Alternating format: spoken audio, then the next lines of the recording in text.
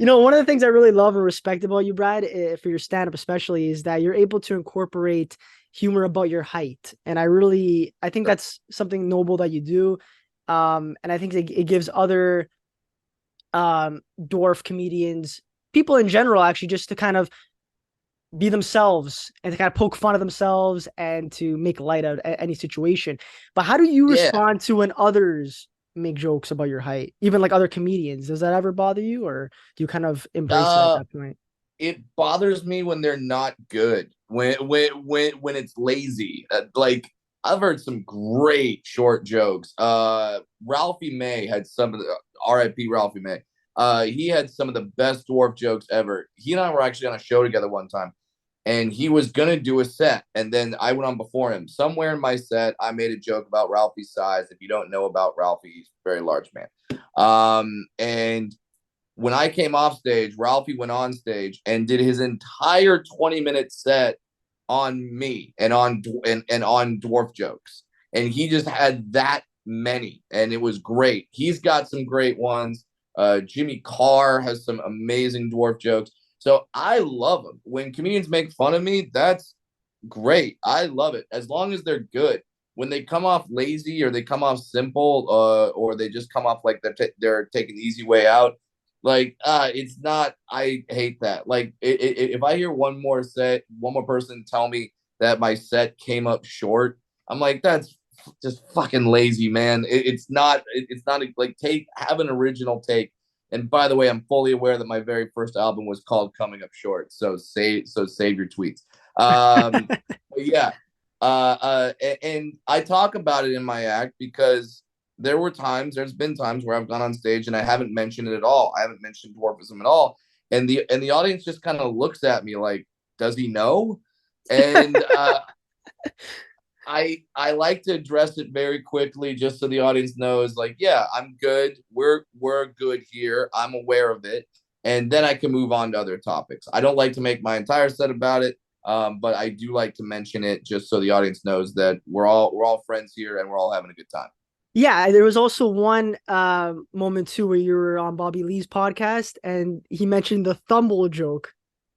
Oh my God, that was so fast. So went on Bad Friends with Bobby and Andrew Santino, two very good friends of mine, and another person on their podcast asked if there is any dwarf dating apps, and before I could answer, Bobby Lee just said, "Yeah, like Thumble," and just Thumble was so good. It was just like that is such a good line. So that is another example of a Mhm. great dwarf joke. And then I was going to answer the question because there actually was a website for little people to date other little people. It was called datealittle.com. Get it?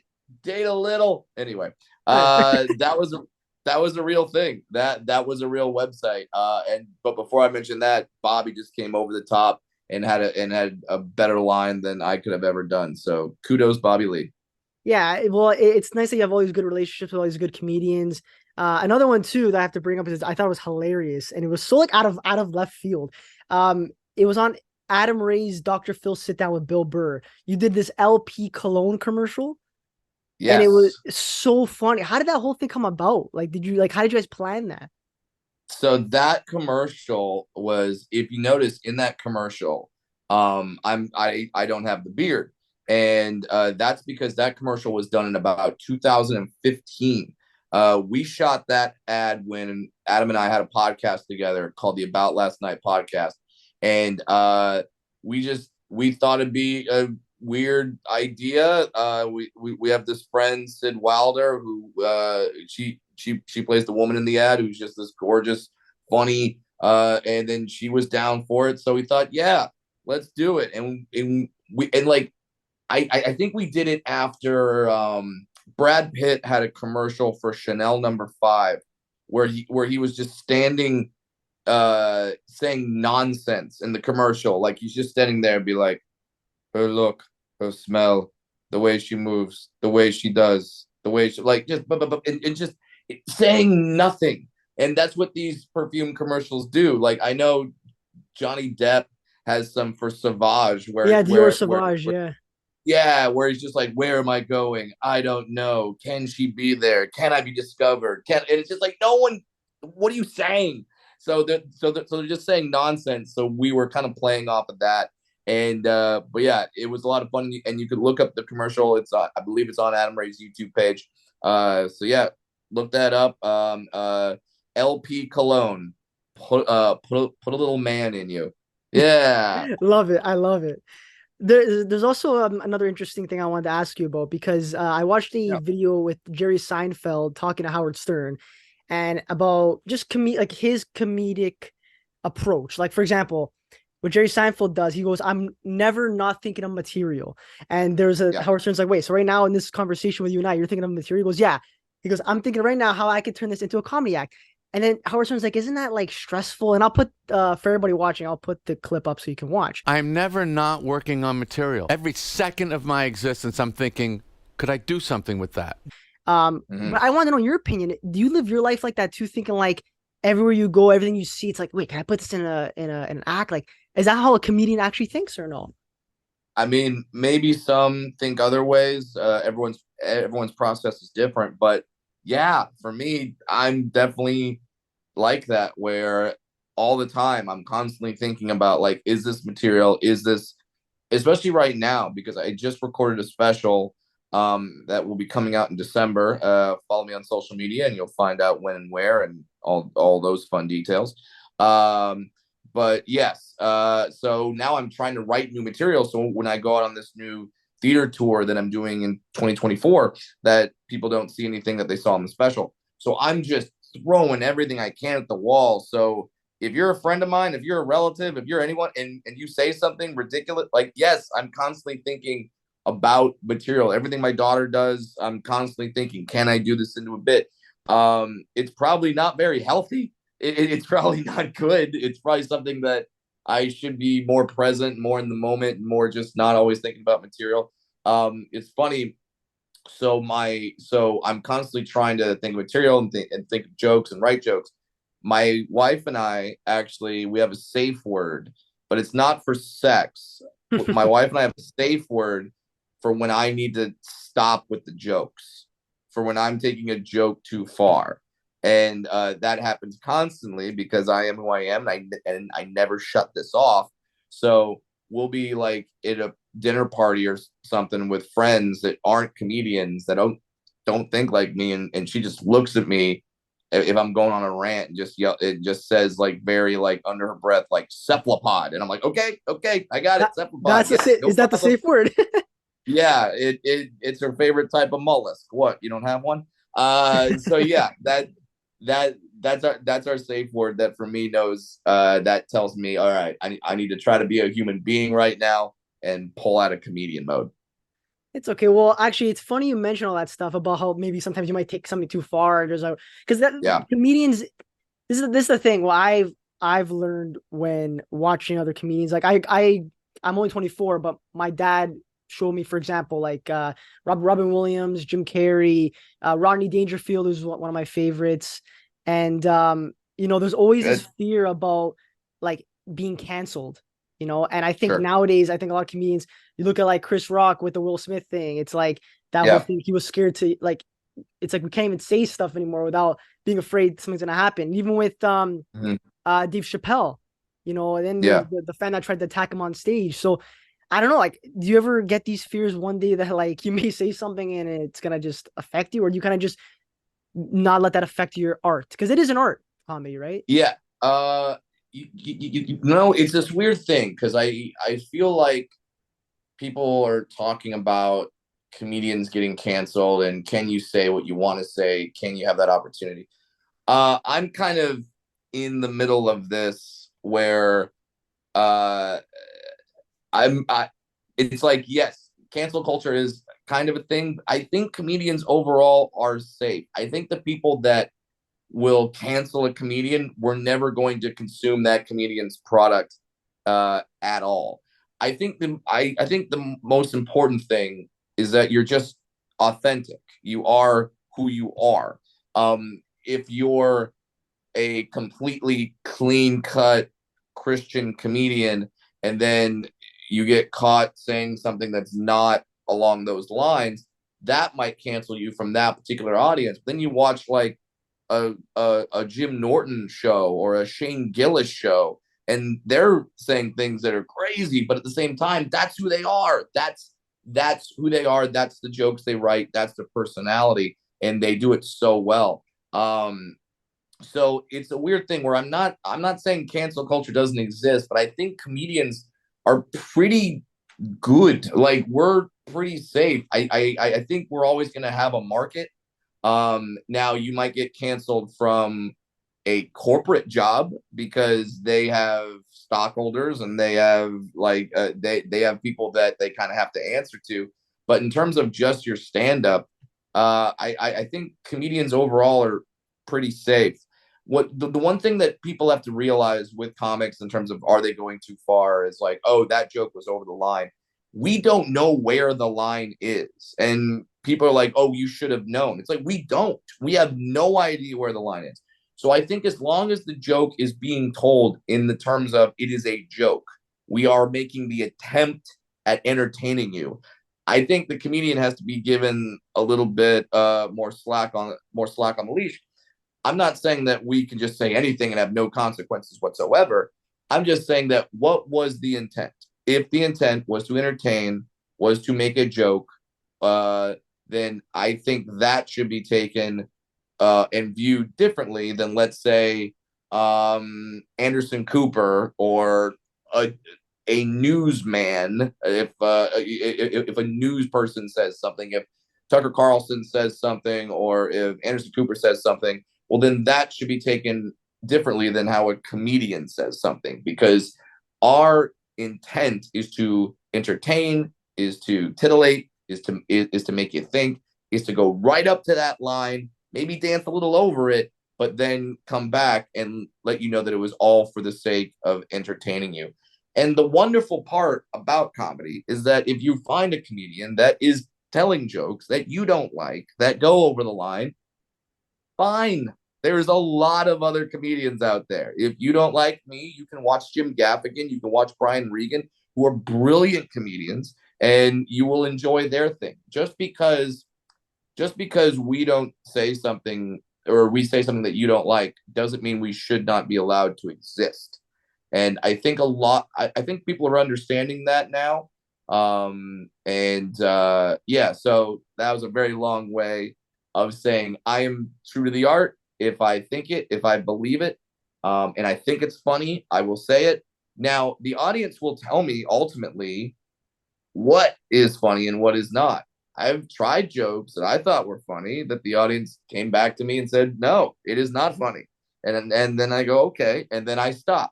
So that is, to me, that's what keeps me in line in terms of what I'm allowed to say is, does the audience find it funny? And if they do, great. My favorite thing is when some clip of a comedian will be online just killing, just where the audience is just going nuts. And then someone in the comments writes, this isn't funny at all. It's like, well, you're wrong. You're wrong, because there's a room full of people laughing. Now, if the person was doing the jokes and no one in the audience was laughing, correct. It is not funny.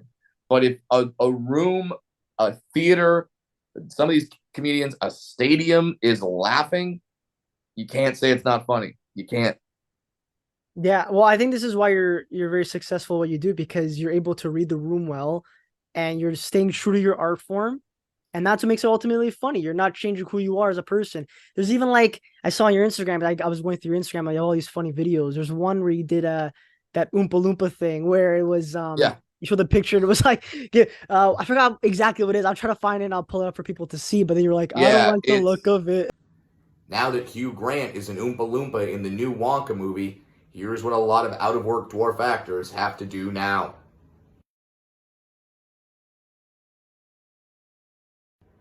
I don't like the look of it.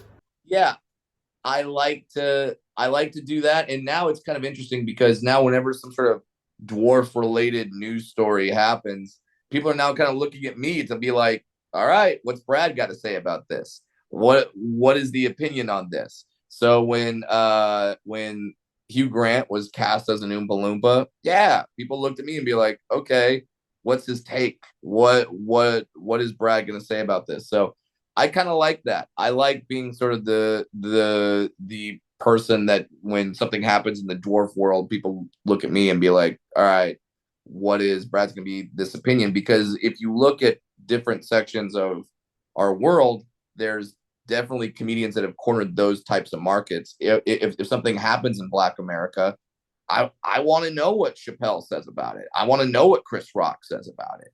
You know, if something happens to some rednecks, okay, Larry the Cable Guy, what you got? You know what I mean? Like, I want people. I'm glad that people are finding their voices and finding these people that can kind of be the spokesperson. It's a lot of pressure, and I don't speak for all little people.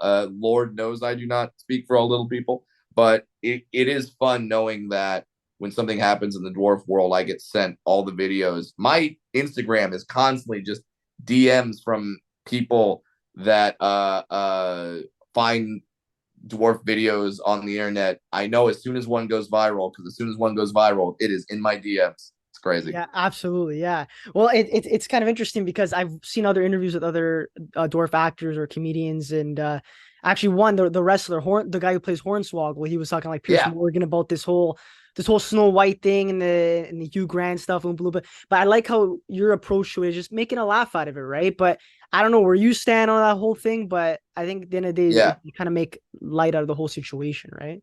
Yeah. And I have to always remember my job. My Yeah. job is to always make people laugh and is to entertain people. Do I have thoughts about certain issues that may not be funny? Yeah, strong thoughts. But I don't think people really want to hear that from me. They come to me to feel good. They come to me to laugh, to have a good time. Yeah, I have tons of thoughts about all the Snow White stuff where now it's not Snow White and the seven dwarves, it's Snow White and the seven mythical beings, and only one of them is a little person. Yeah, I don't like it. I'm not a huge fan of it. And I wish that they kept the parts for little people. And some people say, like, oh, but isn't that exploitive? Yes, you can make that argument, but it's also that's all we got right now. So if there was all these other parts out there that were being cast for little people, and then you do a Snow White thing, okay, fine, yeah, give it to somebody else, great. But if that's all we got, if that's all we're getting, then holy crap, don't take those parts away from me. Those are the parts, like, trust me, there's not that many dwarf actors out there. When I go on auditions, I see the same like 20 of them in the room every time. Now everyone's picturing 20 dwarves in a room and getting very happy. But yeah, but we need those opportunities. And thank God I'm a comedian. Thank God I'm a stand-up comic, because I don't have to wait for a casting director to pick me out or cast me in a part. I just get to go out, tell my jokes, sell some tickets, and hawk a couple of t-shirts at the end of the night, and I can make a decent living. I love that, man. I love that. And the last question I have for you before we wrap it up, I Yeah. mentioned obviously Robin Williams, who is, I think, not even just my favorite comedian actor because he can do both so well, but I think Yeah. he was just an all around beloved man. And I want to know your thoughts Yeah. because you met him backstage. Yep. You Yep. talked about it, and he called It you is. Prozac with a head. I think that's what you said. Well, Yeah. did you ever get to like pick his brain at all? I'm not sure if you ever spoke about this, but did you ever get to ask him a question about like just anything about life or comedy, like anything? Did you get Yeah. to get anything from him? So the story with that, and by the way, I agree with everything you said about Robin. And if you post the video from my Instagram, I have a Robin Williams painting that's actually in the background that's in my office right now. I'm freaking looking at it. But yeah, so the story went is that I was on stage at a theater in San Francisco called the Throckmorton Theater. It's in Mill Valley, and that's where Robin had a home. And I had heard rumors he might be in the audience that night. I did not know for sure, but he was there. He was now not like sitting in a normal, just like in the back, just like in the back. And I got off stage, and when I got off stage, he burst into the room, and here comes like my comedic hero just walking up towards me out of nowhere, and he just walks up and, oh my God, Mr. Williams, you're like Prozac with a head. And it's just the greatest compliment. Like, I'll put that on my tombstone. Prozac with a head. It's just the nicest thing anyone's ever said. And he actually invited me. He was doing a show the next night at the same theater where he was just trying some stuff out.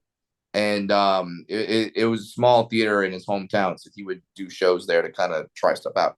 And he invited me to the show, so I came to the show, and then I got to hang out backstage afterward. And backstage afterward was me and my opening act at the time, who's a great comic. His name is Jeff Keith, and we're sitting next to each other. And in the room is Robin Williams, Dana Carvey, who you're 24. I don't know if Dana Carvey really speaks to you or Well, you know. Wayne's World, SNL, yeah, of course. Okay, good. Your dad has coached you up. Your And dad also is Master of good. Disguise. Stupid coming in at the person. Pistachio. Hell yeah, we found the Master of Disguise fan. I will tell Yes. Dana. Wonderful. So yeah, it's Robin, it's Dana, it's a comedian named Arj Barker, and then a comedian who is I doubt you'll know this one, but Mort Saul. If you know the history of comedy, Mort Saul is an absolute legend. He is the guy where when people, his sort of thing was he would take a newspaper up on stage with him and just read the headlines and then make jokes out of it. He was kind of doing a late night show before it really existed. And so it's Mort Saul, Robin Williams, Dana Carvey, Arj Barker. They're all in that back room and they're just talking comedy. And when they're doing that, I remember putting my hand on my opener's wrist, Jeff, and I just grabbed his wrist and I just looked at him. I went, "Don't say anything." Like I was just like, let's just enjoy this. Let's enjoy the fact we're in this moment. Let's enjoy being a fly on the wall and just watching those guys talk comedy.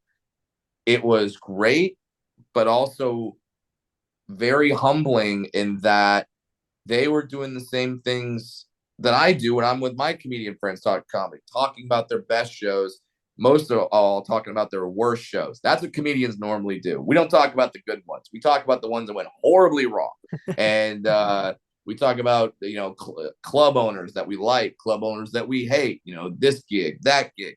And then just making the most inappropriate, quote unquote, cancelable jokes imaginable because we're trying to make the funniest people in the world laugh. And it was just a true moment in my career where I just sat back and went, this is awesome. Like in the moment, just realizing where I was. So yeah, that was great. And yeah, Robin was, and will always be a hero of mine. That's amazing, man. Well, I just want to say thanks so much for coming on and just telling me your story, all these things. And it was a pleasure meeting you, man. Honestly, thanks so much. Thanks, Adam. Take it easy.